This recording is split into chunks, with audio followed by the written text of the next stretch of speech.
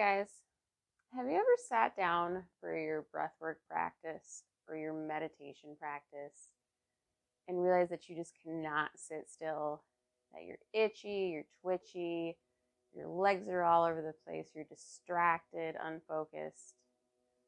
I know this is something that I personally have been struggling with lately, so I wanted to share with you guys my 6 favorite tips to help you sit for your practices when you're really just fidgety and twitchy. So let's go ahead and get started.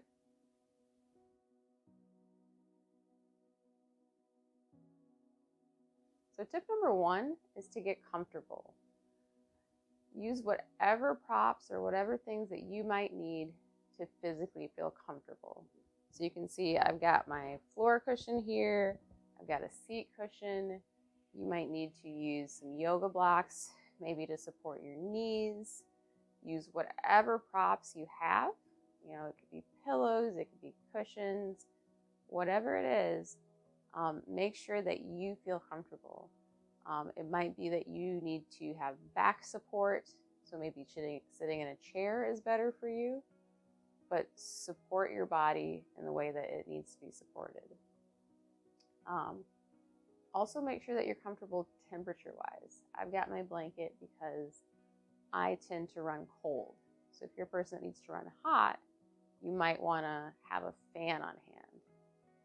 So if our bodies aren't comfortable, our minds won't be comfortable. So make sure that you do what you need to maintain your comfort. Tip number 2 is to give yourself some time to wind down. If we've had a really hectic day, know that our minds and our bodies can't go from 100 to 0 on a dime. So really take some intentional time to slow down before we try to step into our meditation practice or our breathwork practice. So that could mean listening to some slow and relaxing music to give ourselves a chance to kind of relax and chill a little bit.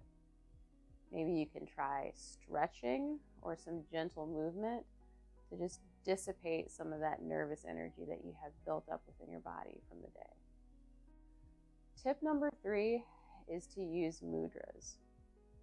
So what are mudras? Mudras are really just hand positions. I think we're all familiar with seeing this mudra. Get on to Google. You can Google mudras and you'll see a whole variety of hand positions with a lot of different meanings. Pick whichever one resonates with you.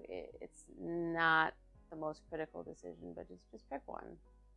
You could just do prayer hands.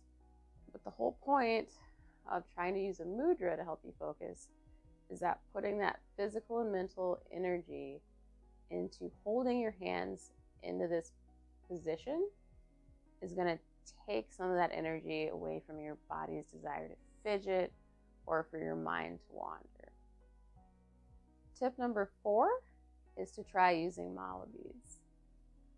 So mala beads are a string of 108 beads. You'll also hear them referred to as prayer beads. You can honestly use any kind of necklace or beads, bracelet that you might have around.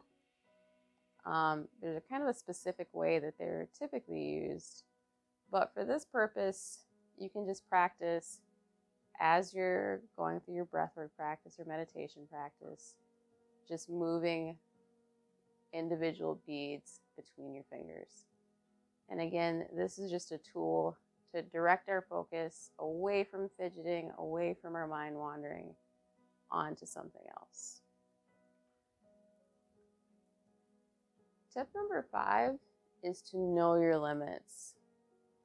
So there's no point in trying to start a breathwork practice or a meditation practice that's an hour long right out of the gate. That's just going to be frustrating and discouraging. So know your personal limits, be realistic. If you're having a particularly fidgety or distracting day, maybe do a shorter practice for that day.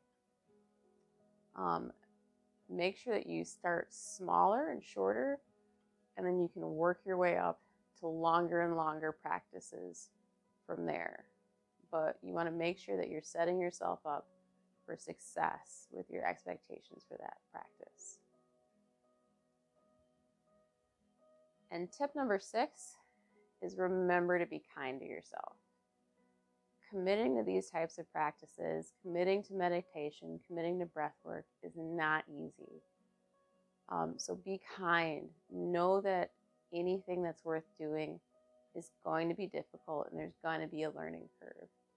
So be willing to put yourself out there and not be good at something while you're learning. But know that that struggle is absolutely worth the reward and that you're doing something meaningful and worthwhile to improve yourself. So be proud of your improvements and celebrate, and always make sure to reward yourself at the end of the day. So those are just 6 tips that I've personally found helpful. Experiment with them and find what works best for you.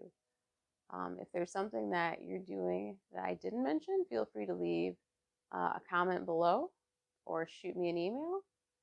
And until next time.